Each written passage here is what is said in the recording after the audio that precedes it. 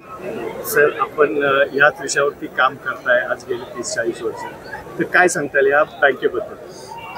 मुळामध्ये मी सर्वप्रथम इन्फोनाईटच्या चंदननगर म्हणजे पुण्यातली पहिली शाखा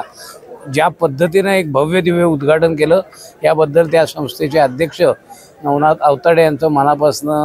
त्यांना धन्यवाद देतो, त्यांचे आभार मानतो. कारण पुण्यासारख्या एका मोठ्या शहरामध्ये जे सांस्कृतिक शहर म्हणून ओळखलं जातं त्याला आता आर्थिक राजधानी करण्याचं काम अवताडे सर करतील अशी मला खात्री आहे. आज ज्या प्रमाणामध्ये महिला वर्ग मोठ्या प्रमाणावर इथं उपस्थित होता आणि त्यांच्या मनामध्ये एक गोष्ट की महिलांमध्ये साक्षरता निर्माण करायला पाहिजे,